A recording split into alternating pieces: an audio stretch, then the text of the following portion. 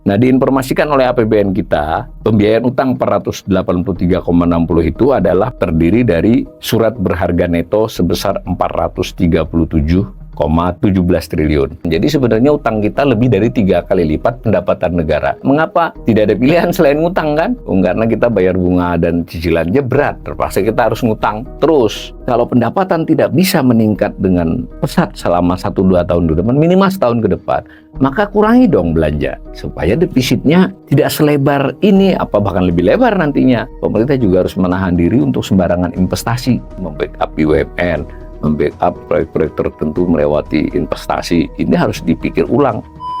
Tidak hanya masyarakat miskin ya, kalau masyarakat miskin ini dari dulu udah susah ya, dan mereka tidak banyak teriak. Kelas menengah sudah mulai susah, mereka sudah mulai berteriak. Apalagi korporasi yang menengah ya, kita nggak bicara yang mikro kecil, yang menengah pun sudah mulai menjerit, diwakili oleh berbagai asosiasi para pihak otoritas ekonomi. Ya, tolong lebih diperhatikan gagasan-gagasannya.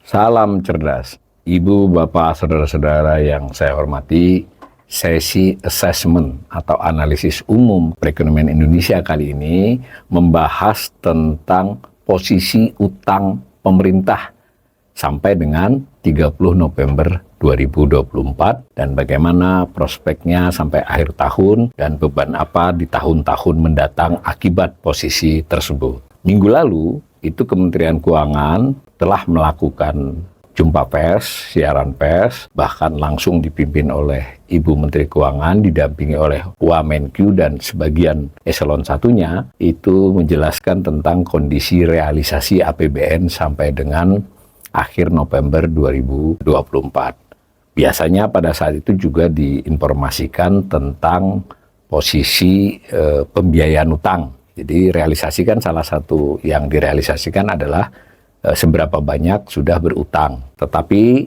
pada jumpa pers itu tidak tampak angka-angka yang lebih rinci. Baru beberapa hari yang lalu Kementerian Keuangan merilis dalam bentuk dokumen sebagaimana biasanya ya di dalam laman Kementerian Keuangan, dokumen yang disebut dengan APBN kita. Kali ini edisi Desember 2024. Data sampai dengan 30 November. Di situ ada informasi tentang pembiayaan utang. Pembiayaan utang itu artinya tambahan utang secara neto dari realisasi APBN, dari pendapatan, belanja, ada defisitnya, lalu ada utang yang sudah direalisasikan. Nah, kalau kita susun berdasarkan tahun, selama beberapa tahun terakhir, bagaimana kondisi setiap akhir November, 30 November. Pada 30 November 2024 ini, defisit dulu kita sebelum masuk pembiayaan utang ya, karena yang mau dibiayai itu kan defisit. Nah, defisit itu sebesar 401,77 triliun sampai dengan 30 November. Menurut APBN, defisit itu akan 522,83 triliun nanti 31 Desember. Nah, kalau kita lihat realisasi 401,77 ini, itu kemungkinan nanti dalam realisasi memang tidak sebesar rencana APBN. Ya mungkin di kisaran 490 ya, mungkin yang 475 atau maksimal 500 defisitnya ya, dari rencana 522,83 triliun. Nah, menurut informasi APBN kita dari Kemenkyu, nilai 400,77 triliun itu adalah 1,81% atas PDB. Ingat, PDB-nya belum selesai ya, baru 11 bulan. Nanti perhitungan PDB setelah setahun itu baru kita ketahui awal Februari oleh BPS. Nah, dari mana persentase atas PDB ini? Ini adalah perakiraan PDB yang disetahunkan dari data yang sudah ada oleh Kementerian Keuangan. Jadi kita tidak tahu persisnya nanti berapa. Nah, sedangkan target di dalam APBN, rasionya defisit ini 2,29% atas PDB. Nilainya 522,83 triliun. Nanti ada dua hal ini. Kemungkinan menurut Bright Institute, menurut kami, itu defisit memang lebih rendah dari target. Antara 475 sampai 500 ya. Dan secara persentase atas PDB pun kemungkinan di kisaran 1,9 sampai 2%. Mungkin kurang sedikit dari 2%. Nah, kemudian berapa pembiayaan utang yang sudah dilakukan. Defisitnya tadi cuma 401 ya, 401 tepatnya 401,77. Kalau dibulatkan 402 triliun. Nah, tetapi pemerintah sendiri sudah berutang lebih banyak selama kurun 11 bulan itu dibanding defisit. Ini memang biasa terjadi ya, karena soal pengelolaan APBN itu seperti itu. Jadi kalau rencana defisitnya 522 triliun sampai akhir tahun, tidak menunggu selesai realisasi atau jelang selesai baru utang. Enggak, utang sudah dilakukan terlebih dahulu. Nah, sampai 30 November itu utang neto itu sudah sebesar 483,60, 484 ya, jadi selisih berapa, 82 triliun lebih banyak dibandingkan defisit ya. Tetapi kita perlu tahu juga dari sisi APBN rencananya itu 648 triliun. Menurut kami di Bread Institute nanti tidak akan sebesar itu pembiayaan utangnya, melainkan kurang lebih kisaran 575 triliun. Sesuai dengan perakiraan kami tadi tentang defisit yang sedikit di bawah rencananya, maka berutangnya pun akan sedikit di bawah itu, kurang lebih begitu.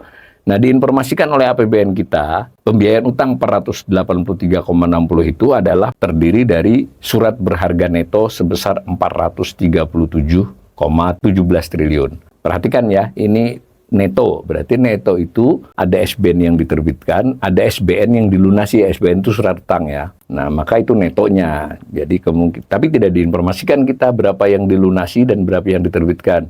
Kalau kita lebih jeli mungkin mencermati berbagai data di Kementerian Keuangan, itu kurang lebih kisarannya itu SBN-nya yang diterbitkan sudah mencapai 700-an triliun ya. Berarti kalau dapat 437 itu yang dilunasi ya 700 kurang 437, mungkin sekitar 270-an ya. Itu perkiraan sementara, nanti sampai akhir tahun ada perhitungannya. Tapi kita baru tahu setelah ada LKPP di pertengahan tahun nanti. Informasi dari APBN kita diinformasikan juga tentang pinjaman neto. Pinjaman itu terutama pinjaman luar negeri ya. Ada pinjaman dalam negeri terutama kepada bank BUMN tapi kecil, yang besar adalah pinjaman luar negeri. Disebutkan 46,44 triliun. Neto lagi ya, jadi itu kemungkinan yang sudah ditarik sebagai pinjaman, ya bisa jadi di kisaran 140-an, lalu yang sudah dilunasi sekitar 100. Tapi detailnya nanti kita harus menunggu laporan lengkap setelah realisasi ya. Tapi kurang lebih begitu, jadi itu neto. Ada pinjaman yang dilunasi, ada pinjaman yang ditarik, maka tambahan utangnya adalah hanya sebesar 46,44 triliun. Informasi di sebelahnya adalah soal informasi berapa kali lelang dilakukan atas SBN tersebut, berapa rata-rata penawarannya, dan seterusnya. Ini ada data-data yang lebih detail, cuma di APBN kita belum ada. Kemudian kita juga memperoleh informasi dari APBN kita, tadi ya, ada informasi tentang defisit sampai 30 November, ada informasi sudah berutang secara neto 483 triliun, cuma tidak diberi informasi berapa yang sudah dilunasi selama 11 bulan, berapa utang baru. Jadi langsung netonya. Nah, akibatnya karena netonya tadi adalah 483 triliun, berarti utangnya kan bertambah. Ya kan? Karena neto lebih banyak yang ditarik dibandingkan dilunasi, maka bertambah dari akhir tahun 2023 misalnya. Ini diberi informasi tiap bulan kita. Nilainya 8.680 triliun ya. Jadi ini penting nih, 30 November 2024 posisi utang pemerintah pusat itu sebesar 8.680 triliun. Jadi lebih tinggi daripada akhir tahun 2023. Terutama sekali karena tadi pembiayaan utang. Tapi ada juga sedikit faktor kurs ya. Karena kurang lebih sekitar 20-30% kurang sedikit itu dari utang itu bervaluta asing ya, khususnya dolar. Ketika dolar melemah, ya dinyatakan dalam rupiah ada pengaruh. Tapi yang terbesar tetap adalah pembiayaan utang. Nah, maka tinggal sebulan nih, tinggal bulan Desember berjalan ini. Nah, kami dari Bread Institute memperkirakan akan masih bertambah kira-kira 120 triliun. Jadi akan 8.800 triliun. Tambahan terutama di kisaran 100 triliun adalah tambahan karena memang masih ada penerbitan SBN di bulan Desember. Kemudian juga kelihatannya akan ada pelemahan selama bulan Desember nilai rupiah atas November yang mungkin berpengaruh sekitar 10-20 triliun tambahan posisi utang. Maka kami mengira akan 8.800 triliun, kurang lebih 31 Desember. Nah, APBN kita memberi informasi juga surat berharga negara dari 8.680 ya, dari data 30 November, itu bentuk yang terutama adalah surat utangnya, surat berharga negara. 7.648 triliun, sedangkan yang berupa pinjaman hanya 1.031 triliun. Informasi ini penting ya, karena beberapa pihak yang meminta ini pemerintah harus menegosiasi utangnya, kalau perlu nggak bayar. Yang lebih bisa dinegosiasi itu yang 1.031 triliun, itu pun tidak semuanya. Ada beberapa proyek mungkin yang bisa dinegosiasi atau diselidiki lah bahwa ini nggak benar. Tapi mayoritas berupa surat utang. Surat utang itu mayoritasnya lagi itu adalah dipindah tangan, diperjualbelikan, sehingga mau bernegosiasi dengan siapa. Nah, dan sebagian pemiliknya ada rumah tangga ya, kan ada individu yang diberitakan oleh pemerintah sendiri. Dari individu tersebut banyak ibu rumah tangga, jadi kita harus hati-hati ya untuk ide tidak melunasi utang atau mengatur waktu pembayarannya. Itu masalah teknis yang harus hati-hati, karena kalau main gebiah uyah bahwa ini kita nggak usah bayar saja, bisa-bisa yang kena tadi bisa personal, bisa juga karena yang banyak punya SBN itu bank kan duitnya kan dari masyarakat, nah masyarakat lagi yang kena.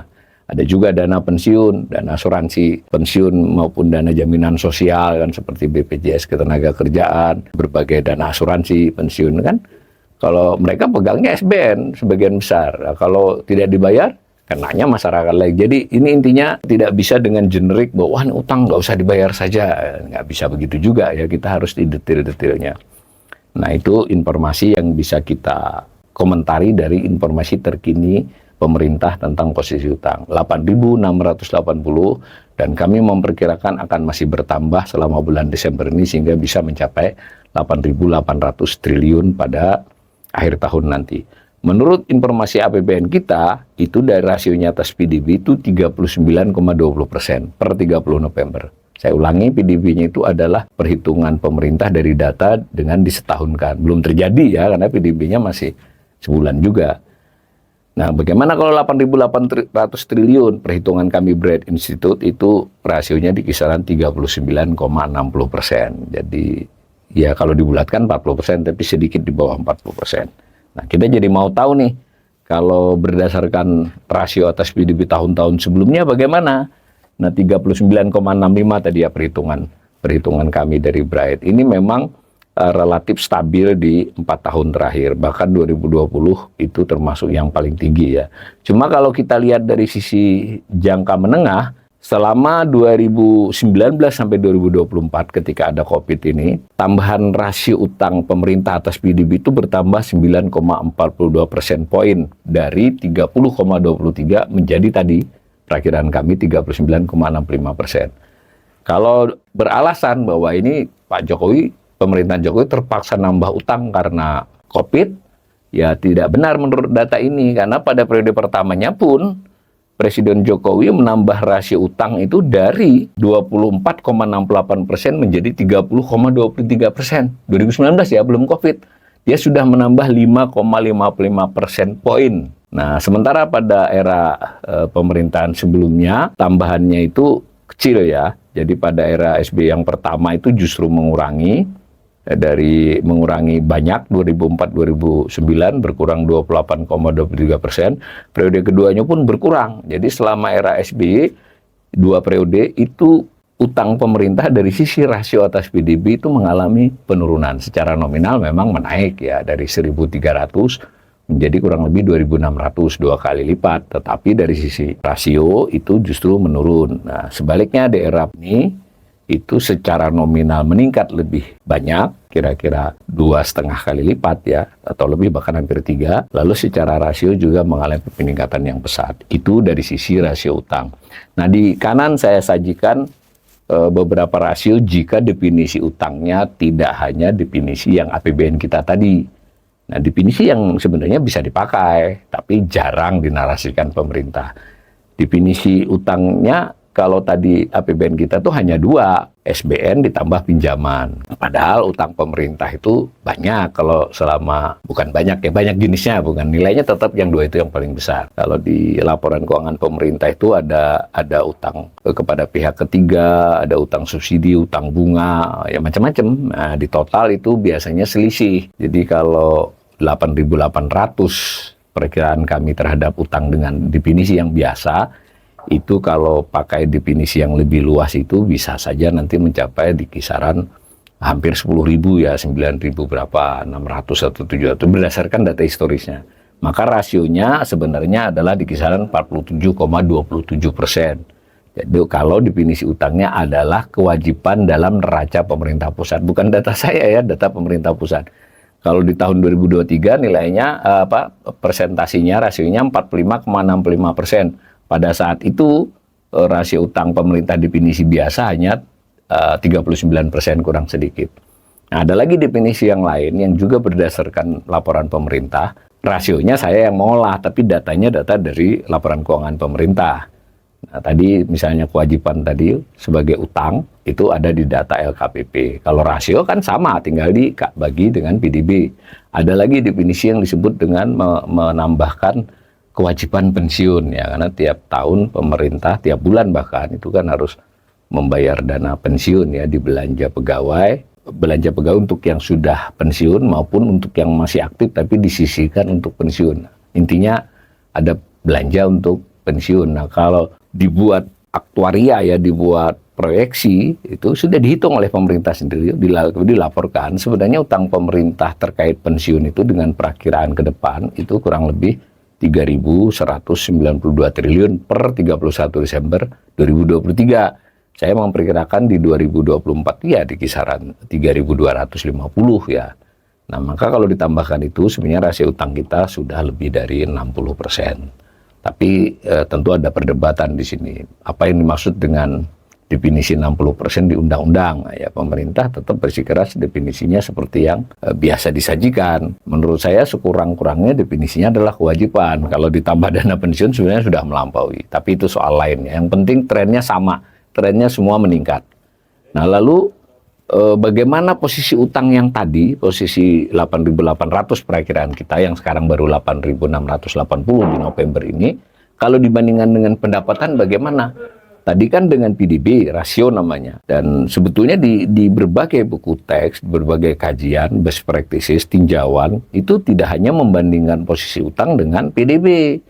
Yang banyak juga dipakai, bahkan dalam beberapa ulasan, sama banyaknya. Itu adalah utang dibandingkan dengan pendapatan negara. Mengapa? PDB itu kan pendapatan seluruh komponen. Masyarakat, individu, maupun swasta, korporasi, pemerintah, itu PDB.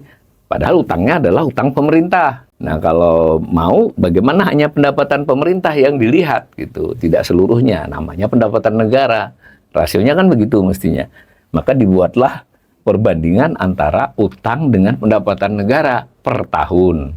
Jauh ya, karena PDB itu besar banget, pendapatan negara itu 1/6 lah dari 1/6, 1/5 dari seluruh PDB. Maka rasionya menjadi 8.800 tetap utangnya. Nah, pendapatan negaranya di tahun 2025 APBN-nya kan 3.005 tuh. Nah, anggap aja tercapai lah 3.000 lah begitu. Maka rasionya adalah akan di kisaran 320%. Nah, sementara 2024 yang sudah berjalan ini targetnya 2.800 triliun. Tetapi dari realisasi sampai 30 November tadi, Bright Institute itu memperkirakan hanya 2.745, hanya tercapai kira-kira 98%. Nah, maka posisi utang dibagi dengan pendapatan ini didapat 320%. Jadi sebenarnya utang kita lebih dari 3 kali lipat pendapatan negara. Dan berdasarkan angka APBN 2025, utang akan bertambah. Utang bertambah kan ada data pembiayaan utang dalam arti target ya. Lalu kita perakiraan juga pendapatan, maka kelihatannya masih akan di kisaran 320% akhir tahun depan. Sampai tahun ini sajalah, akhir tahun nanti akan kisaran 320%. Kalau kita lihat grafik dalam jangka yang panjang kembali sama. Meskipun sempat mengalami kenaikan di tahun-tahun tertentu, secara umum rasio posisi utang atas pendapatan di era SBY, bahkan era Gus Dur dan Megawati itu mengalami penurunan. Ya bisa ya dibayangkan utang dibagi pendapatannya, bisa kita imajinasikan itu rumah tangga gitu. Jadi bagaimana utang kita dibandingkan dengan pendapatan kita setahun ya gitu. Kalau dia makin menurun, makin dekat, itu berarti kita ya, lebih aman kan? Bayang nggak kalau utang kita 5 kali lipat pendapatan setahun? Nah, itu kira-kira berarti 500%. Nah, kalau sempat diturunkan hingga mencapai 168%. Bahkan di era SBY sempat sampai 150-an%. Jadi 1,5 kali lipat saja. Nah, tapi di era Jokowi secara konsisten, sedikit fluktuasi, tapi secara umum menaik. Sekarang posisinya sudah di kisaran 3 kali lipat lebih. Ya, mestinya ini kan dibahas, jangan hanya rasio utang atas PDB, tapi rasio utang atas pendapatan negara. Satu aspek itu ya. Aspek lain, berbagai kajian juga mengatakan bahwa yang paling penting itu adalah kemampuan membayar. Kemampuan membayar beban.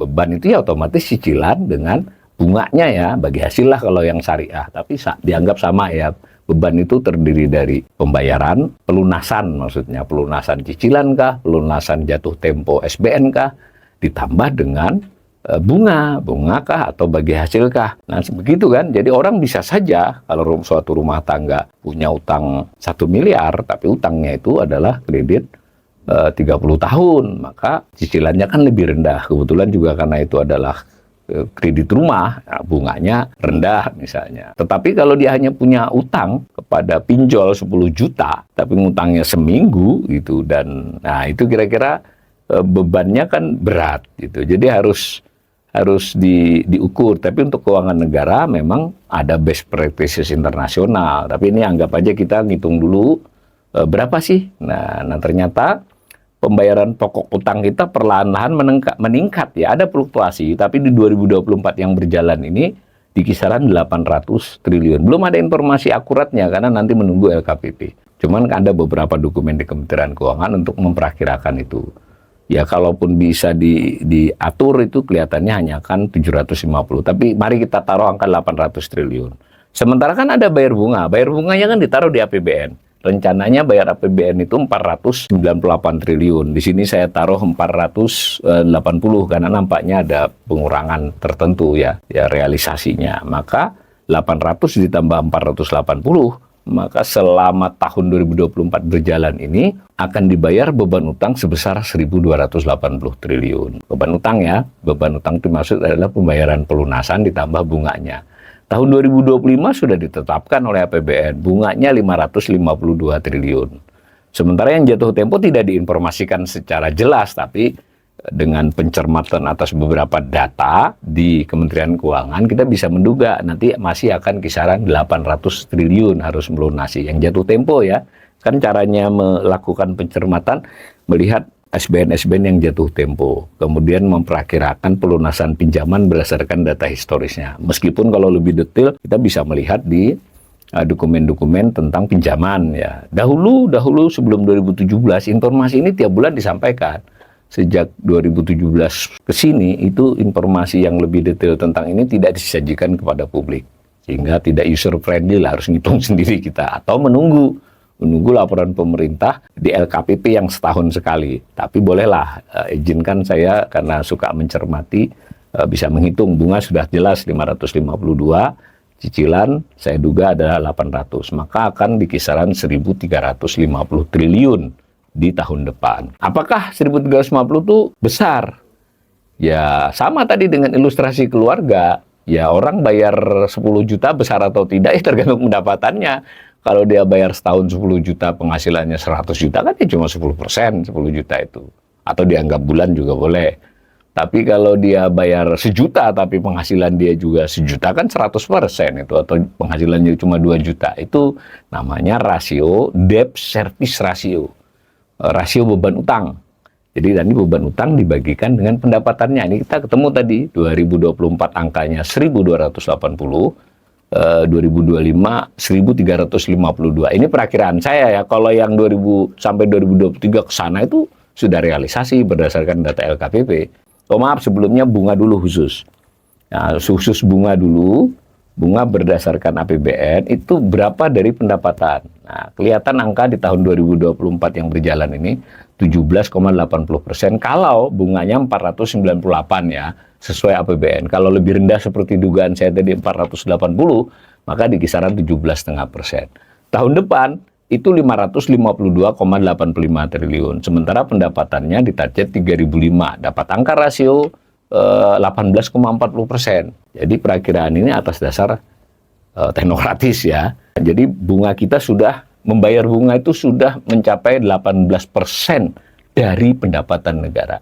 Nah, kalau ditambahi dengan pembayaran pokok tadi yang 800 baru dibuat presentasinya, keluarlah angka 46% ya. Ya kalau mungkin terjadi penghematan, bukan penghematan ya, usaha-usaha untuk memperbaiki di pendapatan maupun efisiensi di pembayaran bunga dan pokok selama 1 bulan terakhir ini ya nanti di 45%. Nah tahun depan sulit juga kan, akan tetap 46% berdasarkan tadi data-data APBN tadi. Mulai bisa kita membayangkan ya, ini di masa-masa lalu itu di bawah 20%, bahkan 25%. Best practices internasional untuk hal ini memang 20 ya. Ada beberapa kriteria IMF maupun International Debt Relief ataupun lembaga-lembaga umum itu, ya kalaupun ada toleransi sampai 25%. Nah kita sudah utak-atik ini selama era Pak Jokowi di atas 30% dan kesini-kesini di atas 40 dan ini malah akan di atas 45. Semoga pemirsa bisa bayangkan bahwa bayar cicilan dengan bunga itu 45% ya, kita ambil angka lebih rendah dari 46 ini. Hampir separuh dari seluruh pendapatan kita setahun. Jadi bayar setahun dibandingkan dengan pendapatan setahun seperti itu. Ini juga mengapa tidak ada pilihan selain ngutang kan? Karena kita bayar bunga dan cicilannya berat, terpaksa kita harus ngutang terus dengan utang yang lebih besar. Itu keadaannya. Maka bolehlah saya tutup ulasan ini. Posisi utang sampai dengan 30 November 2024 menurut informasi Kementerian Keuangan melalui APBN kita sebesar 8.680 triliun. Dikatakan bahwa itu adalah 39,20% dari PDB, 39,2 ya dari PDB yang diperkirakan oleh pemerintah berdasarkan data-data yang sementara ada, karena belum selesai. Nah, kami dari Bread Institute menduganya masih akan meningkat selama sebulan terakhir menjadi 8.800 triliun per 31 Desember 2024. Sedangkan rasionya akan bergerak ke 39,65%. Jadi dengan kata lain rasio atas PDB 39,65 itu kalau dibulatkan 40. Ini bertahan mendekati 40% selama 2 tahun 3 tahun terakhir. Selain itu dari uraian kami di atas tadi, beban pembayaran makin besar. Secara nominal beban bunga utang yang di tahun ini hampir 400 triliun, tepatnya menurut APBN 398, menurut perakiraan kami sedikit di bawah 380. Tapi di tahun depan oleh pemerintah sendiri sudah diperhitungkan 552 ya, dan yang sekarang baru 480 tadi, 552 triliun. Berarti bebannya besar kan? Pada saat yang bersamaan, kada selama COVID terutama, ditambah dengan utang-utang ketika periode pertama Pak Jokowi yang pengen mengembangkan berbagai hal lalu ditutup dengan utang karena pendapatan tidak bisa meningkat, proyek-proyek strategis nasional apapun namanya, maka ini waktunya sudah mulai membayar utang, karena ada yang 5 tahun, 10 tahun, udah mulai. Maka pembayaran pokok utang, SBN jatuh tempo, SBN pada waktu COVID itu ada yang cuma 3 tahun, 5 tahun, ya itu yang pendek lah, lebih pendek dibandingkan yang 30, bahkan ada yang 50 tahun, maka di tahun ini dan tahun depan itu kisaran 800 triliun melunasi SBN dan pinjaman sekitar 1/8-nya ya. Kalau dikaitkan dengan pendapatan, rasionya jadi tinggi banget. Berarti kan tekanan terhadap APBN ini kuat nih sekarang maupun tahun depan dan akan tahun depannya lagi. Karena pendapatannya tidak bisa meningkat pesat. Sekarang di sini juga kita bisa memahami bukan setuju ya. Wah, kenapa pemerintah ngotot PPN harus naik 12%? Ya pengecualian dengan ya sedikit, lalu kemudian ada gula-gula manis untuk insentif. Bahkan gula-gula manis itu sebenarnya gula manis yang sudah kita nikmati bertahun-tahun seolah-olah karena naik 12%. Enggak, itu dibebaskan itu sejak 2009 kok. Misal, nah, tetapi bagaimanapun pemerintah memang harus menaikkan pendapatannya menurut perspektif pemerintah ya. Padahal menurut kami Bright Institute ada langkah lain selain pemerintah terlampau memaksakan kenaikan pendapatan melewati upaya perpajakan yang bergesa. Kita setuju perpajakan harus ditata ulang, direformasi, bagaimana dia meningkat di masa-masa mendatang, lalu tax rasio perpajakan juga meningkat, tapi benar-benar harus direncanakan, dibuat langkah-langkah, dipersiapkan semua instrumennya. Instrumen itu ya sumber daya manusia di pajak, aparatur fiskus, sistem perpajakan dan sebagainya, cara perhitungan itu diperbaiki harus ya, dan kita bisa berharap menengah dan panjang pajak kita meningkat. Tetapi dalam jangka pendek ini faktanya masyarakat sedang sulit di 1-2 tahun terakhir, terutama setahun terakhir. Maka ketika mereka langsung mendapatkan peningkatan pungutan, apapun namanya, bukan soal legal atau tidak legal, sah atau tidak sah, tapi memang berat kan. Jadi dari ide, bukan ide ya, sudah dipastikan naik 12%, ini ada ide lagi, misalnya batas yang tidak kena pajak untuk orang diturunin. Jadi selama ini yang 54 juta sebulan, 4,5 juta per bulan, 54 juta setahun, itu batasnya diturunin menjadi 36 juta. Berarti kalau 36 juta berapa? 3 juta. Jadi kalau Anda yang 3 juta ke atas sudah harus kena pajak, misal. Kemudian juga batas UMKM, ada batas PPh UMKM itu kalau yang omsetnya di bawah 4,8 miliar, dia belum masuk PKP, belum masuk pengusaha kena pajak. Sudah banyak rekomendasi dari OECD, dari World Bank, dan pemerintah juga sudah mulai, ya menurut saya tes ombak sudah mengumumkan, banyak kan kami turunkan. World Bank ekstrim, nyuruhnya batasnya 500 juta saja omset.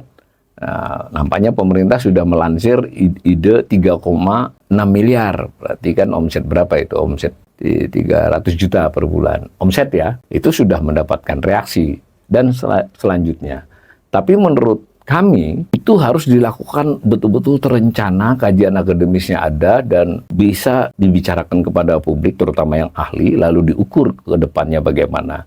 Untuk saat ini, sebaiknya jangan. Lebih baik, karena urusannya adalah kalau pendapatan tidak bisa meningkat dengan pesat selama 1-2 tahun ke depan, minimal setahun ke depan, maka kurangi dong belanja, supaya defisitnya tidak selebar ini, apa bahkan lebih lebar nantinya. Ini 2025 direncanakan 616. Bagaimana kalau defisitnya itu dibuat aja menjadi 300, ya maksimal 400. Karena tadi pendapatannya bisa jadi lebih rendah dari target yang 3.005, berarti belanja yang 3.600 dong yang ditekan. Apakah belanja bisa ditekan, beban? Tidak hanya belanja ya, pemerintah juga harus menahan diri untuk sembarangan investasi. Kan ada jenis pengeluaran yang bukan belanja, tapi membackup BUMN, membackup proyek-proyek tertentu melewati investasi. Ini harus dipikir ulang. Minimal dalam 1-2 tahun ke depan ini, setelah melewati masa sulit, pemerintahan Prabowo bisa menyiapkan untuk melompat. Ini saya kira harus hati-hati nih pemerintah. Kebijakan fiskal disiapkan untuk melompat pertumbuhan ekonomi, mengarah menuju 8%, mungkin mulai 6%, lalu disadari duit pemerintah kok sedikit, lalu digenjot pendapatannya, tapi kurang melihat fakta di lapangan, betapa banyak kesulitan yang sedang dialami oleh masyarakat. Kemudian tidak hanya masyarakat miskin ya, kalau masyarakat miskin ini dari dulu udah susah ya, dan mereka tidak banyak teriak. Kelas menengah sudah mulai susah, mereka sudah mulai berteriak. Apalagi korporasi yang menengah ya, kita nggak bicara yang mikro kecil, yang menengah pun sudah mulai menjerit, diwakili oleh berbagai asosiasi pengusaha itu. Biasanya yang pengusaha besar banget kan tidak ikutan, dia santai aja, tidak ikut di asosiasi biasanya, paling nggak aktif. Ini menurut saya kondisi yang benar-benar sedang transisional ini. Pemerintah sedang ditunggu pemerintahan baru, apa bisa memberikan harapan yang baik, kemudian konsistensi untuk membuat kebijakan yang baik, dan mereka mengawal, malah mereka dapat berita kebijakan-kebijakan yang seolah-olah kurang memperhitungkan kepentingan masyarakat, kepentingan pengusaha mikro kecil, bahkan kurang memperhatikan pengusaha kelas menengah, dan juga abai dengan informasi bahwa kelas menengah itu sebenarnya jumlahnya menurun. Mudah-mudahan peringatan asesmen ini tidak bermaksud menakut-nakuti ya, mudah-mudahan bisa didengar oleh para pihak otoritas ekonomi, ya tolong lebih diperhatikan mereka semua, termasuk juga para pengamat ekonomi seperti kami ini, gagasan-gagasannya.